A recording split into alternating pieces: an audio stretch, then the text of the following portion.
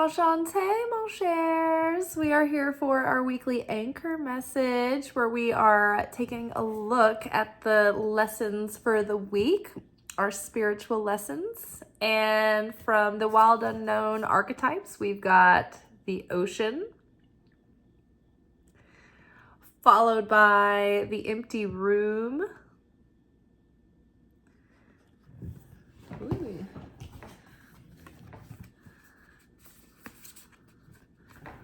Followed by shadow. Shadow's back again,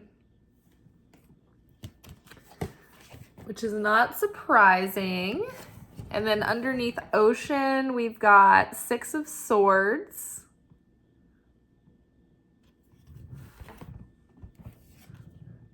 Underneath the empty room, we've got Eight of Pentacles.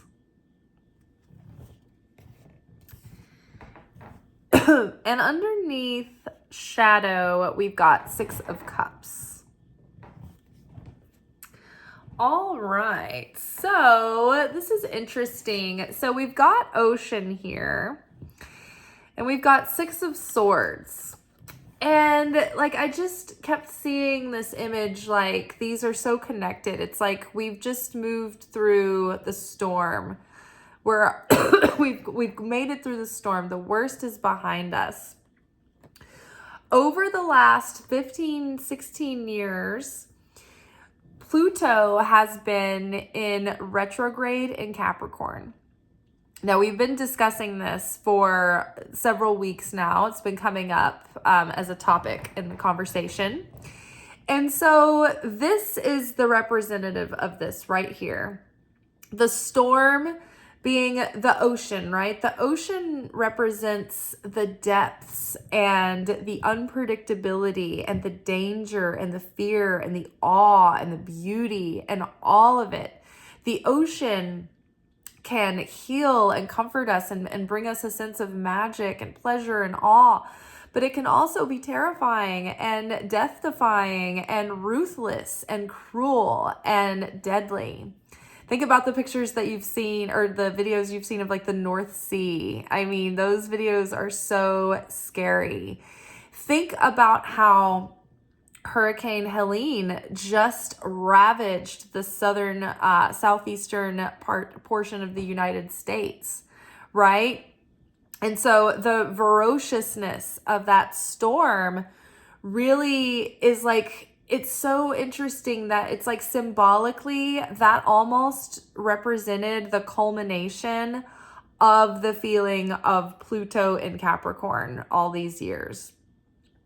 The energy of Pluto in Capricorn was like this death and rebirth that was very strict, very stern, very disciplinary. In a global sense, since 2008, think about it. We've had the banking crisis that came out. We've had, prejudices in our judicial system that have been exposed. We've had the Me Too movement. We've had Black Lives Matter. We've had the Wall Street sit-in. I mean, we've had the Jeffrey Epstein exposed and all of these corruptions brought to the surface and brought into the light for humankind to start these movements and be like, no, we're not doing this. And it shifted the consciousness. It shifted the zeitgeist. And so think about how different mankind is now than they were in 2008. Right? Just the difference of our consciousness and of what we accept and what's not acceptable. Think about when you just watch a movie that was made during that time and like the movies that you watch where you're like, wow, that really did not hold up. Like, this is very archaic to watch this and laughing at these jokes and like trying to like celebrate these themes and these romantic comedies that are so toxic. You know, we can see it so clearly now. So think about that on an individual level. Right? All of what could become toxic was purged and shown to us through life's challenges. And life challenged us in so many different ways. It was like throwing stuff at us from every angle. And it's like we've got chewed up, spit out, sucked into the depths, thrashed around in the waves, and then spit out of the belly of the beast. And so now, literally at the end of this week, so last weekend, like Wednesday through Saturday was Rosh Hashanah. This Friday and Saturday is Yom Kippur. Friday the 11th is the first day of Yom Kippur. Friday the 11th is the day that Pluto stations direct and begins moving into Aquarius. So we'll be in the shadow period for like a couple more weeks. But by like November, mid-November, we will be in an entirely different energy. It will be like this peace after the storm. You know, that calmness, like, and I'm talking about moments after a storm, not when you're going out and looking at the damage and thinking about it all and taking it all in, but when the winds have been, you know, beating against the house and lightning and thunder and everything's been so loud, and the beating of the rain and there's been so much stimulus and noise and texture. And then suddenly when the storm is over and the clouds break and the light starts to pierce through those clouds, those first moments are so calm. They're so crisp and peaceful. And like the tension is just out of the air. All the static electricity has been worked out, right? That peace, that emptiness. That's kind of where we're moving towards during this week. And so the Six of Swords is moving past the storm, right? We're moving towards peaceful shores. This woman here looks like she's in this storm cloud, right? And she's got the star from the star card, and she's dropping anchor because she sees dry land here.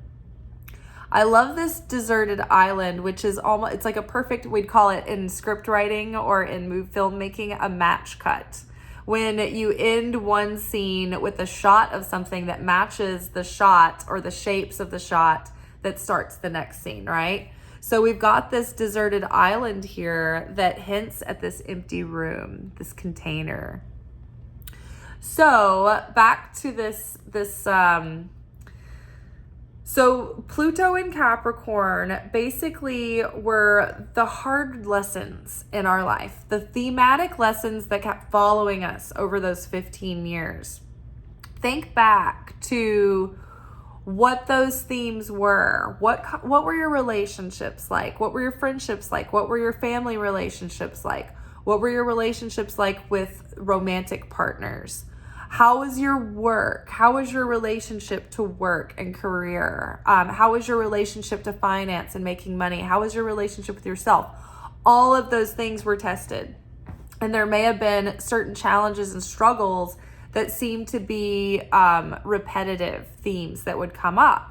So think back. Now, these have been the themes of your life and those lessons. And so that time period of that extreme challenge and transformation is coming to a completion. So hopefully you use that time wisely and you paid attention to the lessons and you did the work. Because right now we are in this space, this empty space. We're in a liminal moment right now of a few weeks of reflection and really letting all of that wisdom and that experience and the discernment and the strength that we took away from that time, those pearls, those gems, we are letting that integrate. We are preserving that wisdom so that we are using it to align ourselves and become that higher self that can manifest that higher destiny, that can attain that higher destiny and maintain that higher destiny. And so the moment we find ourselves in right now is like a pause in activity while the concrete sets in the foundation for the next cycle. We're letting all that wisdom set in, and we have a minute to reflect and think back and let it all take root. Now, this is the space, the container for the transformation. We have 8 of Pentacles here.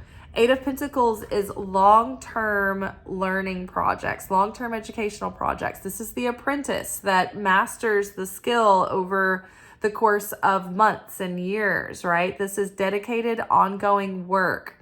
This is small, incremental changes that and actions that add up over time. So this is this empty room. This is like the intentional self-emptying that we've been doing.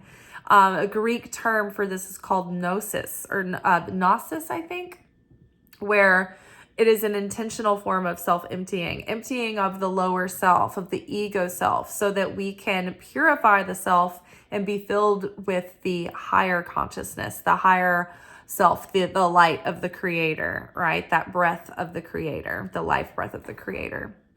So the container for our transformation is this moment right now where we're neither in the next phase and we're not where we were.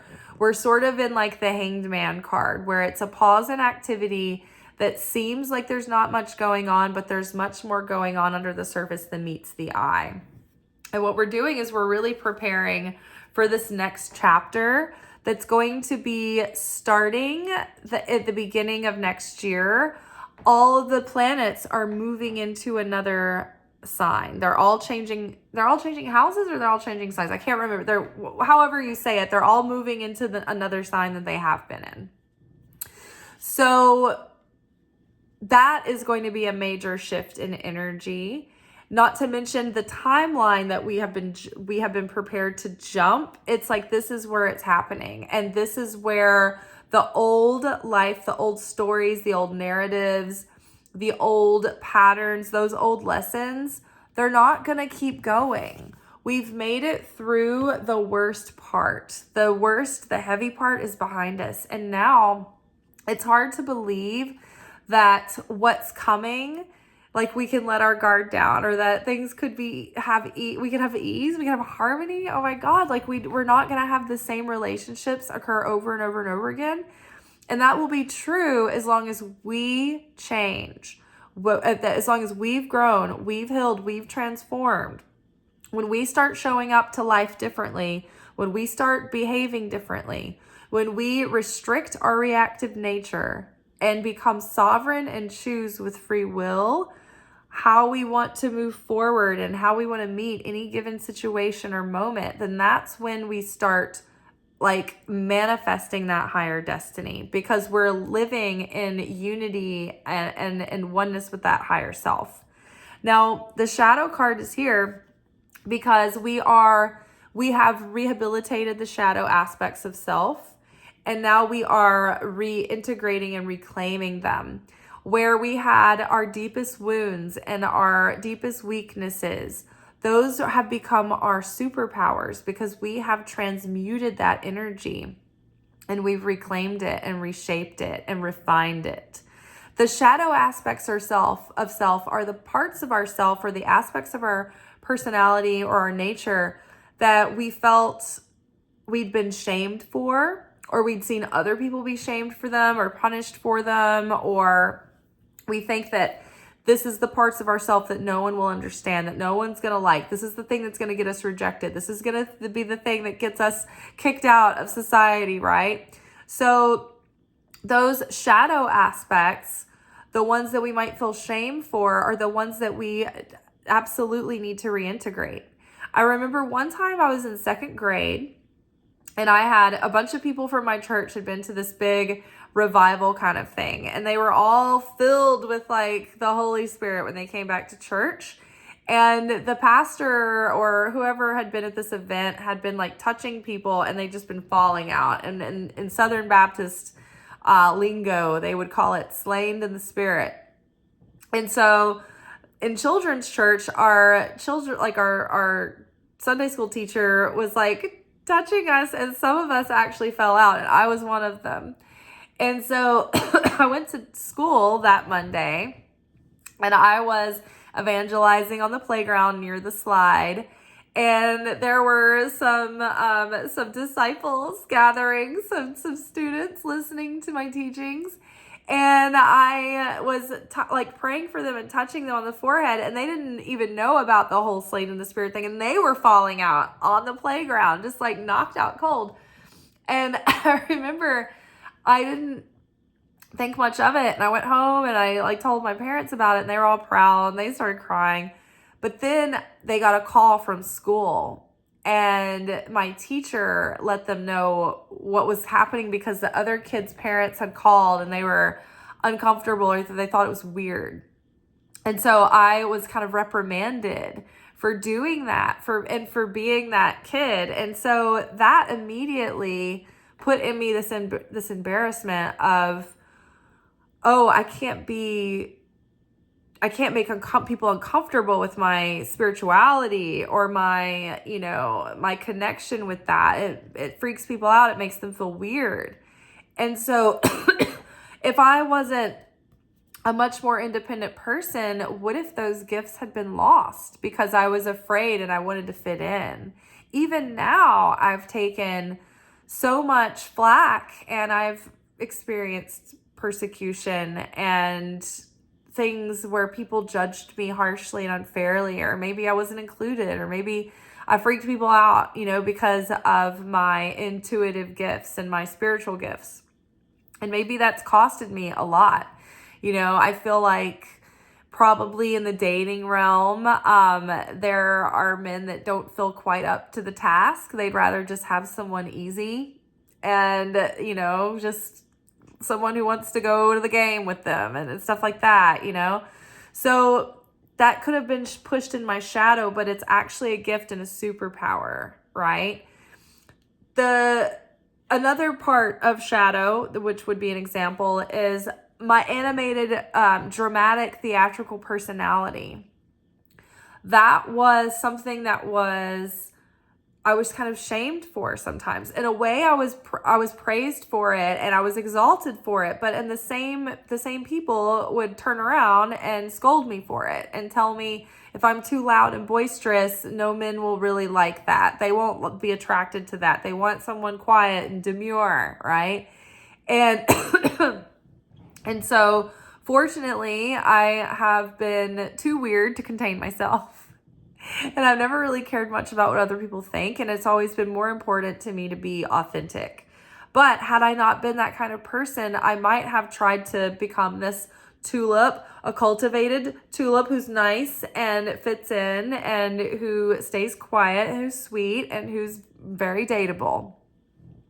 Again, this is how the shadow forms, right? So do you see what I'm saying about how people might make you think that, oh, this is going to be something that you have to hide away. You can't have that out, about yourself, or you won't be loved. But it's actually something that is a superpower, that is part of your gifts, that if you enhance that and you refine that and you heal that and you integrate it and you own it and you reform it, then that can be the thing that helps you expand into your potential and into your purpose. So the Six of Cups here has us looking back over the past 15 years, 16 years, back to 2008. Think about that version of yourself then. Think about that person who was so innocent and unprepared for all the challenges and all the scary things that were going to be coming, and all the hurtful things and the painful things and the life's disappointments and curveballs. That self had no idea what was coming, and that self wasn't prepared. That self didn't have the strength and the valor that the self now has. And so when you look at that younger version of yourself who was just doing the best they could, who was not equipped, who had to become equipped, who cut their claws and their teeth in very harsh, circumstances, it's almost impossible to feel anger or shame or guilt or judgment towards that person, that version of self, because you feel so tender and so compassionate for the difficulty that person had to endure, that they didn't even know how. They didn't have any context. They didn't know what any of it meant or what it was for.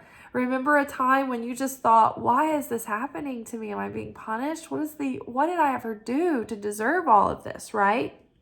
So you look back now with hindsight and context, with such deep compassion for yourself that you can't feel that shame anymore. It just won't exist in the same place. That love, that truth is overwhelming. I'm getting moved just thinking about it. But it helps us correct the tendency to look back at things as being better or worse than they really were. And we have a more accurate perception of life and what it has done for us, and how even the most difficult challenges and the most hurtful things we've been through can ultimately be used to serve us and to be part of our highest good, and to be the catalyst and triggers that ultimately prompt our greatest unfolding and becoming. So it may connect us with a rebirth of old dreams and hopes and passions that we have let sit on the shelf for a long time because things were just so intense. Our resources and our focus and everything was just directed elsewhere. And we were kind of in survival mode for so many years. So now we're moving into this cycle where those lessons have come to completion.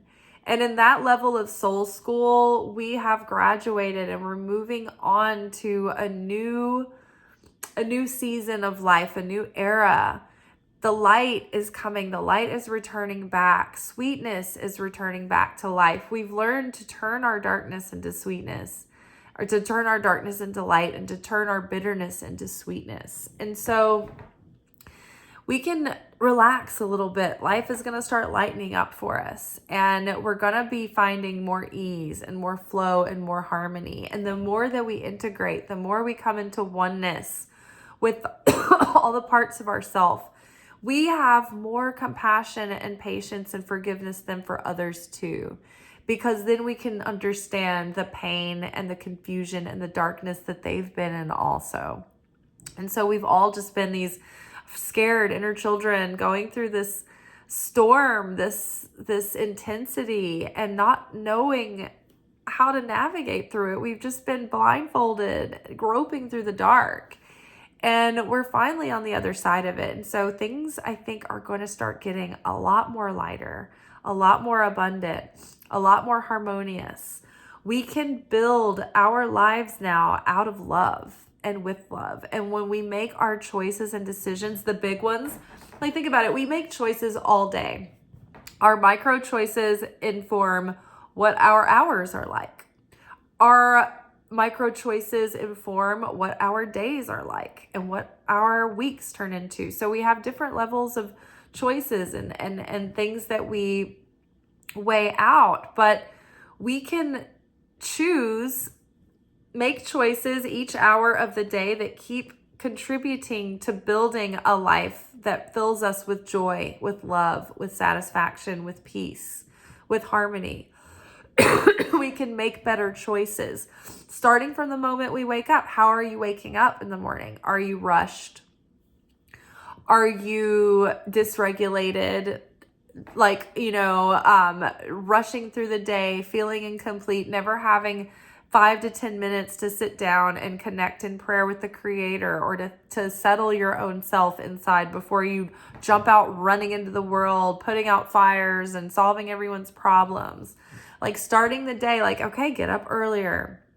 Don't press snooze. Get up with an intention. Get up with gratitude and with energy. Set yourself some time aside to have some prayer and meditation in the morning so you can regulate yourself, so you can set the tone of your consciousness and your energy for the day. You can set your pace for the day, and you can start the day so much richer. Make the coffee the way that you love to drink your coffee. Don't make yourself drink your coffee the way that you should drink your coffee. You know what I mean? Within reason, but really, we don't have to create our life making our choices based in fear or survival mode anymore. We can slow down. We can be more intentional, and we can make our moment-to-moment choices in ways that nurture us, that fill our soul and our spirit and our body up, so that we are full of gratitude and beauty and abundance and inner peace and goodness and gladness, right? And that's not just about making self-indulgent choices or selfish choices. Sometimes it's making the hard choices to be disciplined, right? No, I'm not going to stay up too late and watch another episode of a rerun of a show when I could go to bed a little earlier, get up earlier, and then discipline myself to write for an hour, right? Like things like that, right? Making those choices from the heart, from a heart-centered place that build a life that is authentic and true to you, a life that you love to live in, a life that you are in love with, and a life that you created with and through love. Not just making decisions based on fear, shoulda, coulda, woulda, duty, scarcity, must do this, have to do that, it's that this is the end of that. We're going to be intentional moving forward, painting our life on a canvas and living with inner peace and harmony and beauty and love in our hearts. All right, you guys, I think that is all for today. Tomorrow we will be back for our weekly manifestation oracle message. Until then, peace be with you. Shalom, shalom. And don't forget, we are in the 10 days of repentance. This is sort of the last few days to do that teshuvah, to do those corrections, to return to the true self, right? Repentance isn't just making up for wrongdoings or your shortcomings. It's getting back in alignment with that true, authentic self. And so we have stood before the judges on Rosh Hashanah, and now the judgment and the decree will be sealed on Yom Kippur when we download the soul, when we get our soul downloaded back in. And so we bring that light down through our fast. In the meantime, we are going through things that would normally have challenged us, right? So that we can almost like retake the quiz, retake the test for extra credit. And that basically gives us brownie points. The judges are out, they're at recess, they're thinking about it, they're looking at the evidence. And as they're looking at the evidence, it's like, oh, knock, knock on the door. We've got some things to add to the pile. This person faced a fear. This person put an ancient grudge behind them and brought unity where there was division. So this person needs to have that goodness put on their scale. They've burned off some of that negativity. They've changed, they've transmuted. So use this 10 days. You have until Friday and Saturday of next week. That's when Yom Kippur, the fast, starts. So any stone don't leave any stone unturned, right? Look through it all, because we don't want to take that old, battered life with us into the next timeline. It's going to be totally different, right? Or it can be. So good luck going through possible tests this week. You may be facing similar experiences in accordance with those themes that you've been working with all this time. But don't take it personally. Don't take it as a bad sign that you're never going to have goodness in your life, that nothing's ever going to change. It's just that we are given these opportunities to exercise the growth, exercise the wisdom, and to sweeten that judgment. All right, y'all. Take care. Be good. Shalom.